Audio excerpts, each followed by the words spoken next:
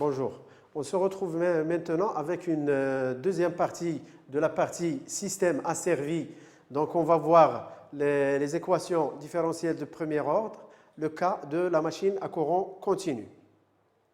Alors, la réponse d'un système asservi en fonction de la nature, si vous voulez, du procédé physique que l'on souhaite asservir, on peut classer ces systèmes-là en deux catégories. Des systèmes qui sont de premier ordre, ça veut dire ils sont régis par une équation différentielle de premier ordre.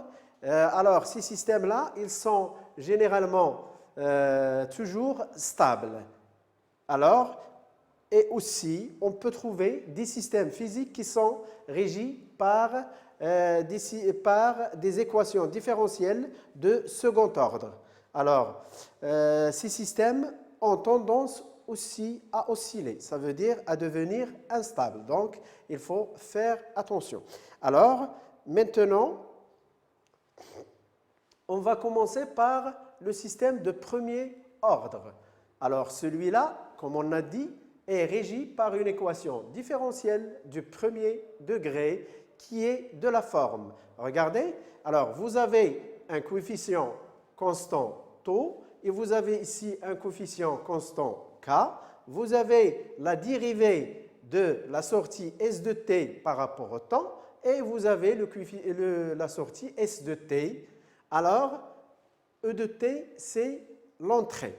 Donc, cette équation différentielle, elle est à coefficient constant pour parler de la linéarité du système. C'est une équation de premier ordre puisqu'il y a une seule dérivée de s de t.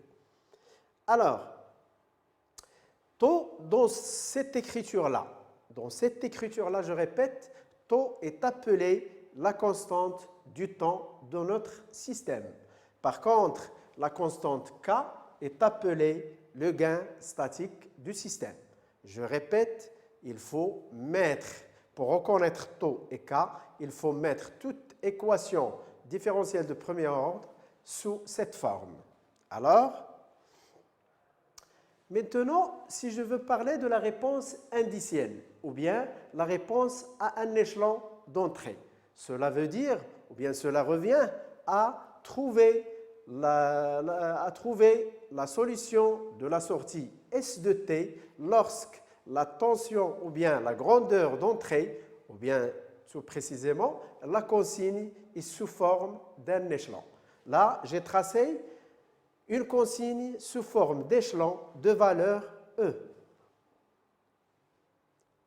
La solution de l'équation différentielle de premier ordre avec les conditions initiales nulles, c'est-à-dire, on va prendre la sortie S de t égale à 0 à t égale à 0. Alors, évidemment, l'écriture, donc je vous rappelle l'équation différentielle qui est taux dérivé de s de t sur dt plus s de t est égal à ke de t. Alors, regardez là, je vais prendre l'échelon de valeur unitaire, ça veut dire de valeur e égale 1. On dit un échelon unitaire. Alors, la réponse ou bien la solution de cette équation différentielle, je ne vais pas entrer dans les détails, mais on vous donne directement S de t est égal normalement K fois E avec E égale à 1, facteur de 1 moins l'exponentielle de moins t sur taux. C'est bon? Donc, regardez, c'est une équation qui est sous forme exponentielle. Alors, pour tracer cette équation-là, donc l'équation sous forme exponentielle, alors on va faire normalement des limites.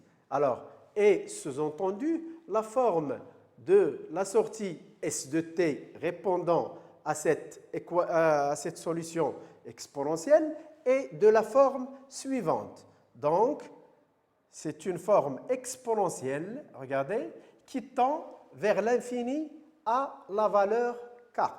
Pourquoi? Parce que si je reviens à la forme S de t est égal à k facteur de 1 moins l'exponentielle de moins t sur taux, Si t tend vers l'infini, l'exponentielle de moins l'infini tend vers 0 et par la suite, s de t tend vers la valeur k. Donc c'est bon. Donc il tend vers la valeur k.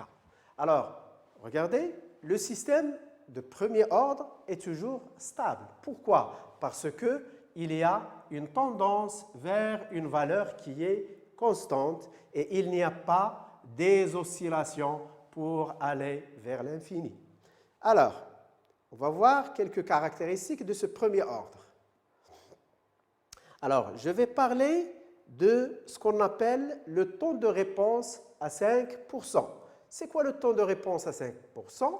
Ça veut dire, on va voir quel est le temps TR de réponse pour laquelle la valeur S de TR atteint 95% de sa valeur finale qui est là, le K.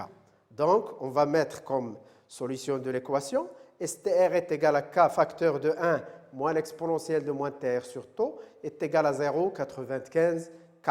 Alors, on va simplifier par le K et il suffit d'écrire 1 moins l'exponentielle de moins TR sur taux égale à 0,95 et par la suite l'exponentielle de moins TR sur taux égale moins 1 moins 0,95, ça veut dire moins 0,05. Lorsqu'on passe au log népérien, à ce moment-là, on va trouver que le temps de réponse TR égale à 3 taux pardon. Donc, est égal à 3 taux. Pourquoi? Parce que vous aurez là moins TR fois moins TR sur taux égale à quoi? Égale log népérien de normalement 1 moins 0,95 pour trouver finalement que TR est égal à 3 taux. Très bien.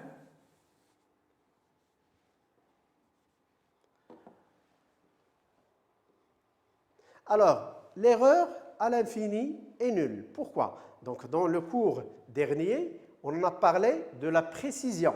C'est quoi la précision?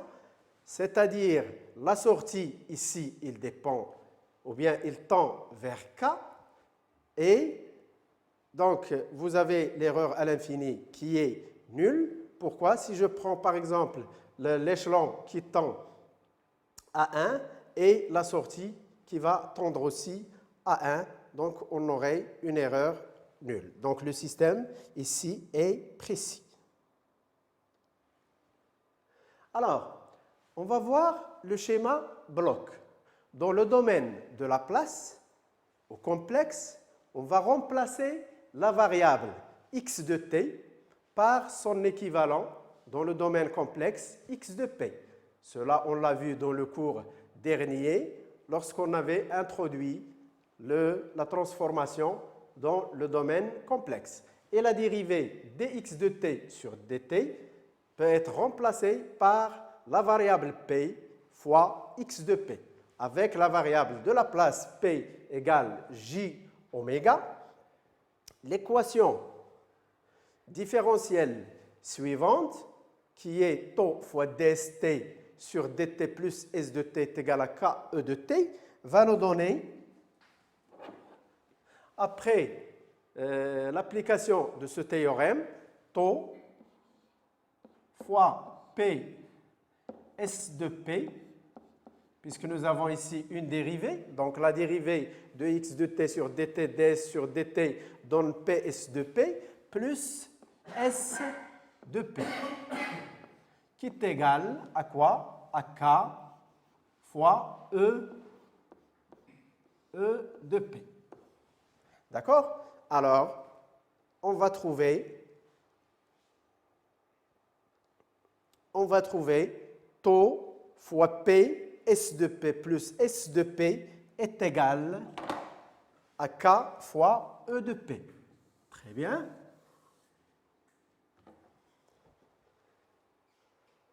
Alors, ce qui donne S de P, je factorise S de P facteur de 1 plus tau P, est égal à KE de P, c'est-à-dire S de P sur E de P est égal à K sur 1 plus tau P.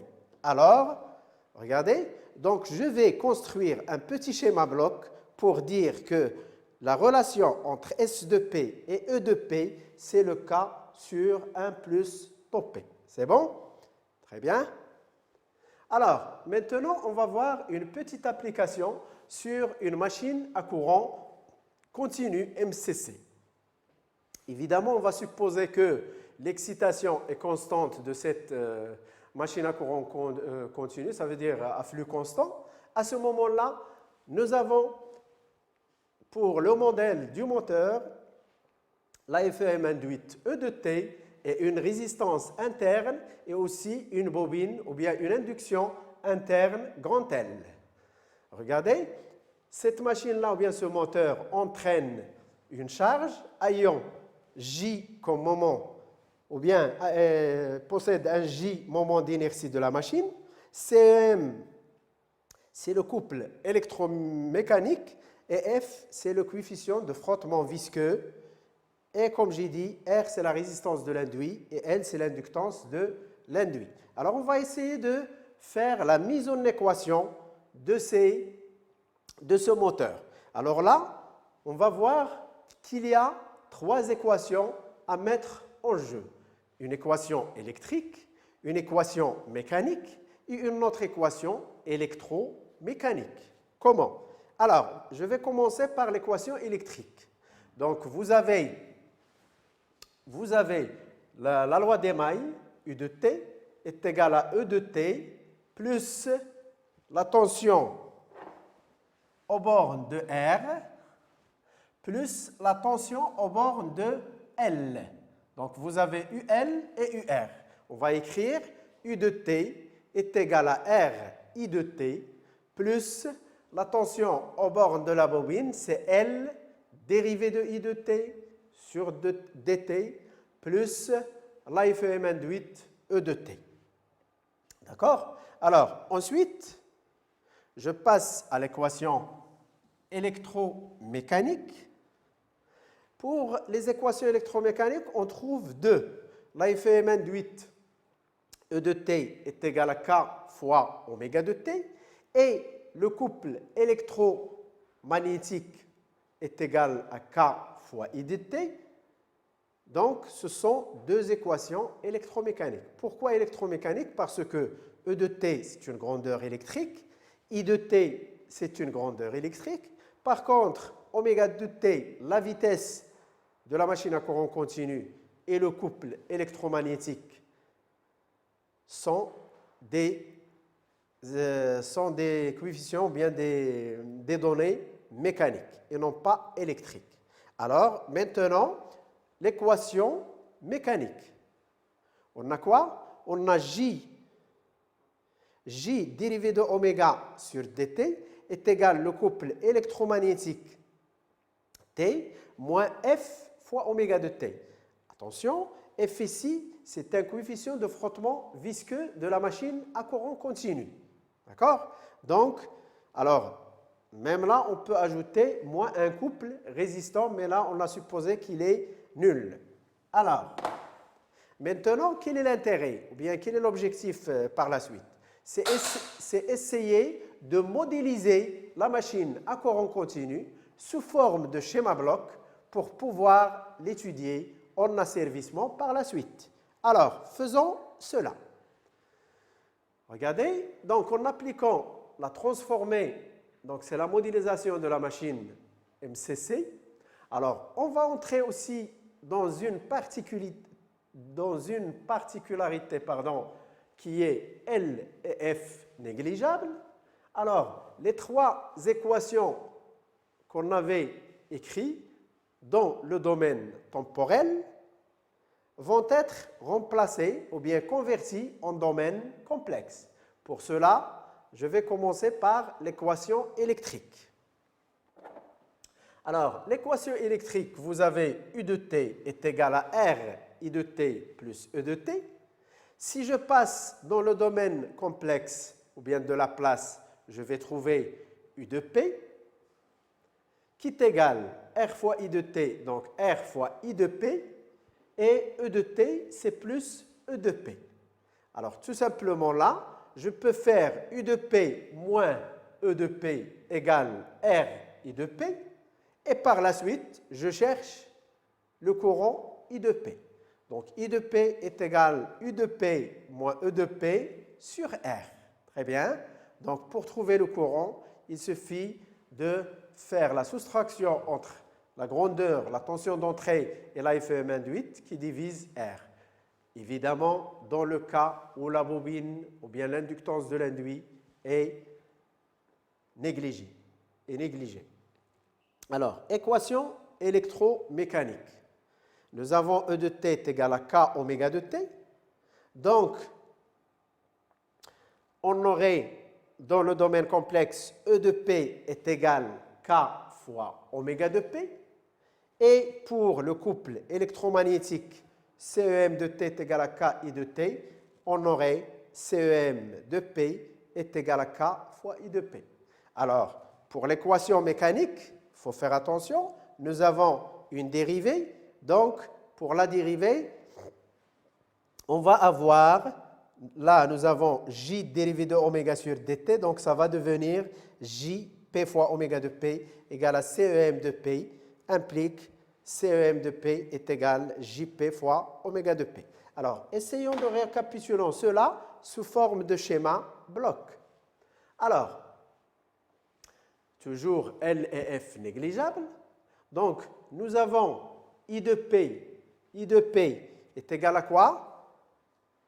I de P est égal à U de P moins E de P sur R. Donc, U de P moins E de P fois 1 sur R, c'est I de P. CEM est égal à K fois I de P. Puis, vous avez E de P est égal à K fois oméga de P. Et ensuite, oméga de P est égal à 1 sur JP fois CEM de P. 1 sur JP fois CEM de P. Alors, ce schéma-là, bloc, il est en boucle fermée. C'est le modèle de la machine à courant continu lorsque l'inductance et le coefficient de frottement visqueux sont négligeables. Alors, où est la chaîne directe? Évidemment, la chaîne directe, il est entre le comparateur et la sortie oméga de P, puisque nous avons 3 blocs en série, donc c'est le produit 1 sur R fois K fois 1 sur J de P. Alors, donnez-moi la chaîne de retour. Évidemment, la chaîne de retour, c'est la chaîne où je mesure la valeur de oméga pour l'introduire dans le comparateur. Ça veut dire c'est K de P égale K. Alors, donc, nous avons écrit H de P est égal K sur RJP et K de P égale à K. Alors, d'où la fonction de transfert en boucle fermée. Alors, si vous vous rappelez très bien dans le cours précédent, on avait dit c'est la chaîne directe H de P sur 1 plus H de P fois K de P. Ce qui donne, finalement, la chaîne directe H de P sur 1 plus H de P fois K. Alors, vous allez remarquer qu'il y a un K fois K sur RG de P. Alors, en faisant une écriture simplifiée pour cette fonction de transfert, on va trouver 1 sur K sur 1 plus RJ sur K carré fois P. Alors, regardez là, tout simplement, il faut multiplier par RJP. Donc, nous aurons K sur 1 fois RJP, donc RJP. Là, il y aura une simplification, donc plus K carré. Par la suite, on va factoriser par K carré pour avoir K carré facteur de 1 plus RJP sur K carré, donc qui va multiplier le P, et en haut, on aura 1 sur K. Alors, évidemment, avec ce qu'on avait vu dans le premier ordre, on va trouver le gain statique et la constante du temps. Cela veut dire que la constante du temps, c'est le coefficient qui multiplie le P, c'est le taux, et le coefficient 1 sur K, c'est le gain statique. Très bien, donc le gain statique, c'est 1 sur K, et la constante du temps, c'est taux égal à RJ sur K carré. Très bien.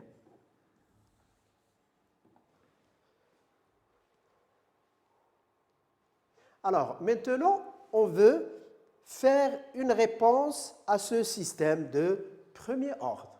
Vu ce qu'on avait vu précédemment, donc il est très facile de tracer la courbe en écrivant. Donc déjà, on a la grandeur d'entrée, c'est une tension sous forme d'échelon, U0, et la sortie oméga de t, il va tendre vers... Pardon? Donc, il va tendre vers la valeur U0 sur K. D'accord? Alors, en ce qui concerne la valeur de taux, il correspond généralement à 63% de la valeur finale, ou bien 0,63 fois U0 sur K. C'est ce point-là.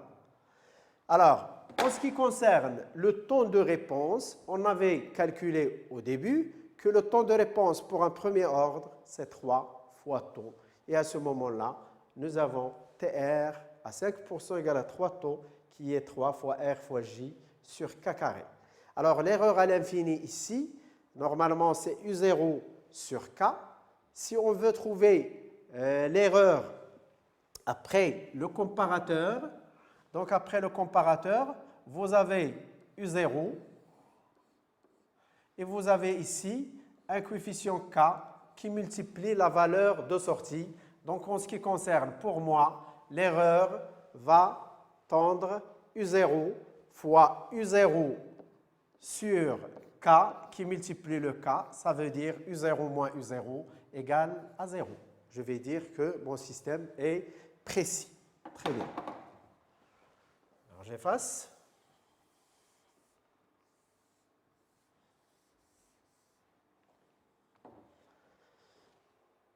Alors, qu'est-ce qu'on peut dire de la stabilité? Évidemment, le système est toujours stable en premier ordre.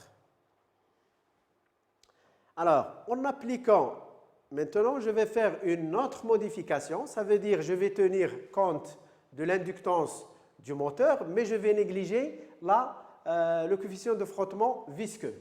Alors, en appliquant toujours le théorème ou bien la transformée de Laplace aux équations, donc nous avons U de t égale à RI de t plus LDI de t sur dt plus E. Donc à ce moment-là, je vais tenir compte de quoi? De coefficient LDI sur dt. Alors en faisant, si vous voulez, la transformée de Laplace, je vais trouver quoi? Je vais trouver LP fois I de P. Donc un coefficient P qui va multiplier le L. Pour le reste, je vais remplacer tout simplement par E de P et I de P. Donc U de P égale à RI de P plus LP IP plus E de P, d'où je vais faire la soustraction UP moins E de P égale à R plus LP fois I de P. Finalement, je tiens. I de P égale à U de P moins E de P sur R plus L de P. Très bien. Alors, par la suite, donc, je vais voir l'équation électromécanique. Généralement, il n'y a aucun changement là. Donc, vous avez E de T K oméga et CEM égale à K fois I. Donc, ça reste toujours E de P égale à K fois oméga de P et CEM de P égale à K fois I de P. D'accord? Donc, même chose pour l'équation mécanique, avec toujours F négligé, je vais trouver que CEM de P égale à J fois P fois oméga de P, ou bien oméga de P est égal CEM de P sur J de P. Alors, maintenant, on va passer au schéma bloc. Alors, qu'est-ce qu'on peut dire?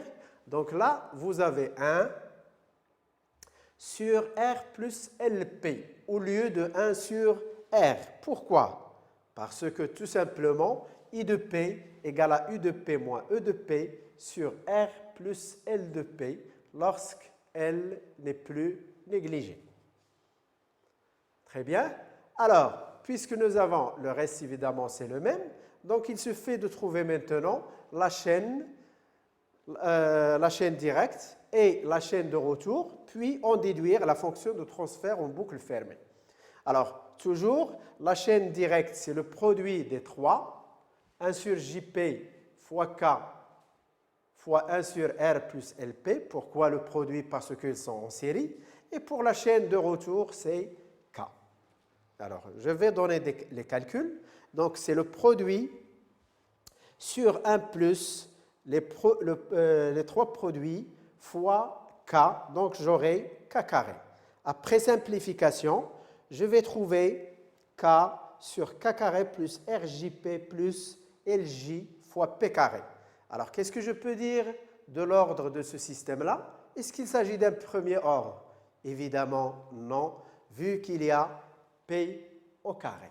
Donc, c'est un deuxième ordre. Alors, cette partie-là, ou bien cette étude de la réponse à ce modèle de deuxième ordre, on va le voir après. Alors, mais je vais donner finalement la fonction de transfert oméga de P sur U de P et je l'ai écrit d'une manière un petit peu usuelle. Donc, c'est 1 sur K, facteur de 1 plus RJ K carré P plus LJ sur K carré fois P carré. Alors, cette fonction de transfert, comme j'ai dit, elle est de l'ordre 2. Donc, l'étude de ce système est différente à celle qu'on avait vue dans le premier ordre. Donc, on va voir l'étude prochainement. Alors, merci pour votre attention et à notre cours prochain.